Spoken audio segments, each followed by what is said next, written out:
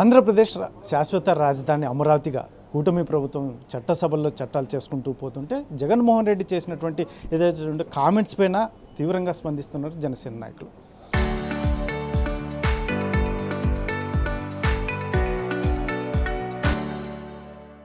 మనతో పాటు వరుణ్ ఉన్నారు, జనసేన అనంతపురం జిల్లా అధ్యక్షులు. అందులో ఏం చెప్తారు ముఖ్యంగా ఇప్పుడున్న పరిస్థితుల్లో జగన్మోహన్ రెడ్డి చేసిన వ్యాఖ్యలపై మీరు జనసేన పార్టీగా ఎలా రియాక్ట్ అవుతారు? మేము నిన్నంతా టీవీలు చూసామండి. మొత్తం ఆంధ్ర రాష్ట్ర ప్రజలందరూ కూడా చూసినారు, నవ్వుకున్నారు బేసికలీ ప్రతి ఒక్కరు. ఎందుకంటే గతంలో ముందు చెప్పినట్టు 23వ పులకేసి అని చెప్పి సినిమా వచ్చింది. అందులో హీరో ఒక తమిళ డబ్బింగ్ సినిమా, అందులో హీరో వచ్చేసి వడివేలు, మన కమిడియన్. ఆయన ఏం చేస్తుంటారంటే రాజు, ఆ సినిమాలో ఒక రాజు అనమాట. ఆయన తీసుకున్న నిర్ణయాలకి ప్రజలందరూ ఎంతో ఇబ్బంది పడుకుంటూ, ఒక కమిడియన్ అనమాట బేసికలీ, ఇబ్బంది పడుకుంటూ ఆంధ్ర రాష్ట్రం ఎలాగైతే ఇంతకుముందు ప్రభుత్వంలో అల్లరల్లర పట్టిందో అలాంటి నిర్ణయాలు ఏదైతే తీసుకున్నారో, సో మేము కూడా జగన్ రెడ్డిని 24వ పులికేసిగా మేము ఆయన పేరు పెట్టడం జరుగుతాం. ఎందుకంటే నిన్న మీరు చూశారు ప్రెస్ మీట్లో, మచిలీపట్నం, విజయవాడ, గుంటూరు మ్యావీ గన్ అనేది ఏదైతే పేరు చెప్పాడో నవ్వుకున్నారండి ప్రజలందరూ. ఎందుకంటే ఆయనకి మతిస్థిమితం మరి ఉందో లేదో, ఏ రకంగా మాట్లాడనేది నిజంగా టీవీ చూస్తే ఫస్ట్ టైం టీవీలు చూసుకుంటే అందరూ ప్రజలందరూ నవ్వుకుంటున్నారు. ఏంటి ఏమైంది దీనికి అని చెప్పి షాక్లో ఉన్నారు. ఎందుకంటే is behaving like that. And మనం ముఖ్యంగా చూసుకుంటే ఏంటంటే అమరావతి శాశ్వత రాజధానిగా ఏదైతే తీర్మానం చేశారో ప్రజలందరూ కూడా ఆ నిర్ణయానికి ఎంతో ఆనందపడతారు. ఎందుకంటే రాష్ట్రంలో కూడా 50,000 పెట్టుబడులతో అమరావతి పునర్నిర్మాణానికి ఏదైతే 2.0 వాళ్ళు తీసుకున్నారో బ్రహ్మాండంగా వేగవంతంగా పనులన్నీ ముందుకెళ్తున్నాయి, డెవలప్మెంట్స్ ముందుకెళ్తున్నాయి. ఒక రాజధాని ఏదైతే ఉండాలో ఆంధ్రప్రదేశ్కి, ఆయన నిన్న టక్కని ఏమంటారంటే అసలు క్యాపిటల్ అనేది అసలు ఉండదు, ఆ రూల్ బుక్లోనే లేదంటారు. అది మరి ఆయనకి ఏమైందో, ఎందుకలా మళ్ళీ 3 రాజధానుల పేరుతో మీరు ఎందుకు 3 ముక్కలు ఆట అన్నారు అనేది ప్రజలు కూడా చూస్తున్నారు. మీరు సమాధానం చెప్పాలి మరి దానికి. మీరు ఎందుకు నిర్ణయం తీసుకున్నారు 3 రాజధానులు అని చెప్పేసి.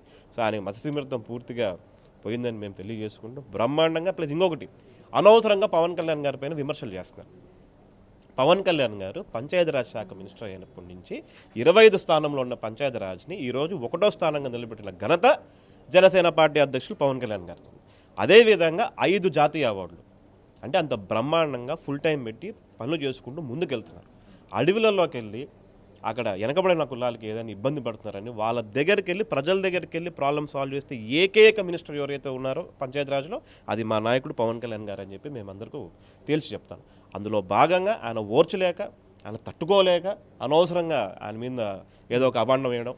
మీరు ఫస్ట్ బెంగళూరు నుంచి విజయవాడకు వచ్చి ప్రెస్ మీట్ పెట్టి వెళ్ళిపోవడం కాదు, అసెంబ్లీకి రండి, అసెంబ్లీలో కూర్చొని ఎందుకు ఈ నిర్మాణం తీసుకున్నా అని చెప్పి అసెంబ్లీలో మీరు మాట్లాడండి.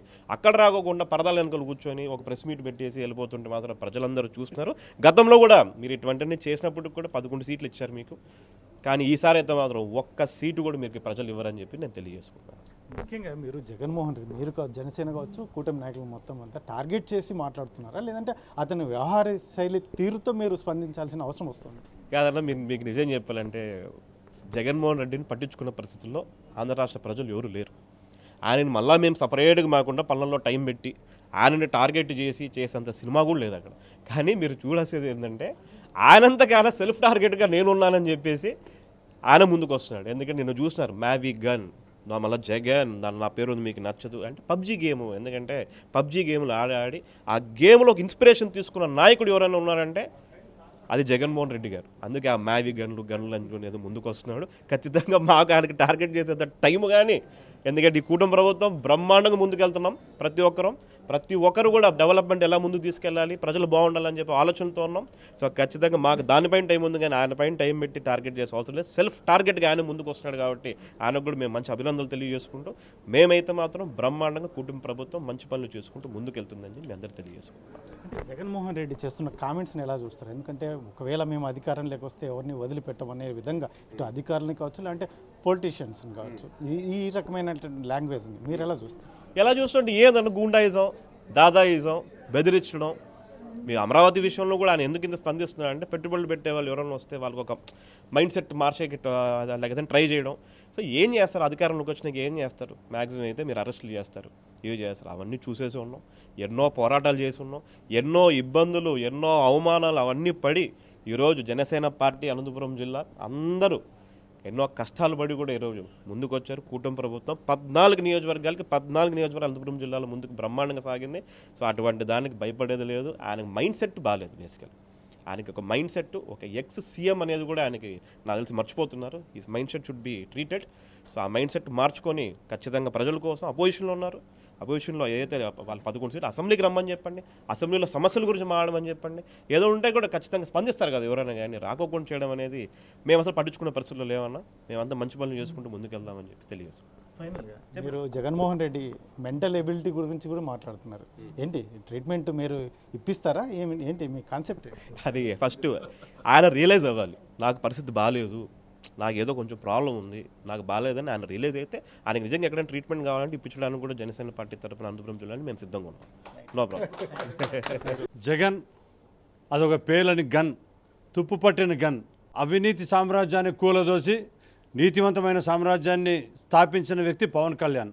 గతి తప్పిన చట్టాన్ని గమనంలో పెట్టిన వ్యక్తి పవన్ కళ్యాణ్ గారు. అలాంటి పవన్ కళ్యాణ్ గారిని ఇంకొకసారి మాటలాడి తూలనాడి చేస్తే జన సైనికుడు అనేవాడు ఆంధ్రప్రదేశ్లో ఉండే ప్రతి చుక్క జన సైనికుడు జగన్ మీద తిరుగుబాటు చేసేది ఖాయం, అతన్ని తరిమి కొట్టడం ఖాయం. ఖచ్చితంగా పవన్ కళ్యాణ్ గారు చేసే మంచి పనులు కానీ, అతని 5 శాఖల్లో ఈరోజు ఎంత ర్యాంకింగ్ సాధిస్తున్నారో రాష్ట్రంలో కానీ భారతదేశంలో కానీ అది చూసి ఓర్వలేని జగన్ ఈ మాటలు మాట్లాడుతున్నాడు. ఖచ్చితంగా జగన్మోహన్ రెడ్డి గారు మీరిగిన ఇలాంటి మాటలు మరొకసారి మాట్లాడితే ప్రజలందరూ, రాష్ట్ర ప్రజలందరూ, నాట్ ఓన్లీ జనసేన కూటమిలో ఉండేవాళ్ళు ప్రతి ఒక్కరూ తరిమి కొట్టడానికి రెడీగా ఉన్నారు. ఖచ్చితంగా మీరు తరిమి కొట్టించుకోవడానికి రెడీగా ఉండండి అని చెప్తున్నాం. ఇది మొత్తం మీద అయితే మాత్రం చూడొచ్చుట జనసేన నాయకులు ఏదైతే ఉందో జగన్మోహన్ రెడ్డి చేస్తున్న వ్యాఖ్యల పట్ల తీవ్రంగా మండిపడుతున్నటువంటి నేపథ్యం, ఏకంగా జగన్మోహన్ రెడ్డి మెంటల్ ఎబిలిటీ గురించి కూడా చర్చిస్తున్నటువంటి నేపథ్యం. అవసరమైతే మేము ట్రీట్మెంట్ ఇప్పించడానికి లేదంటే తీసుకోవడానికి ఆయన సిద్ధమైతే మేము ఇప్పించడానికి సిద్ధంగా ఉన్నామని జనసేన నాయకులు చెప్తున్నటువంటి నేపథ్యంలో ఇలాగే మాట్లాడుతూ పోతే మాత్రం ముఖ్యంగా ఏదైతే ఉందో కూటమి నాయకులు కాకుండా రాష్ట్ర ప్రజలు కూడా తరిమి కొట్టే అవకాశం ఉంటుంది అని చెప్పేసి జగన్మోహన్ రెడ్డికి హితవు పలుకుతున్నటువంటి నేపథ్యం. కెమెరా పర్సన్ సుధాకర్, చల్లాకే నాయుడు, RTV, అనంతపురం.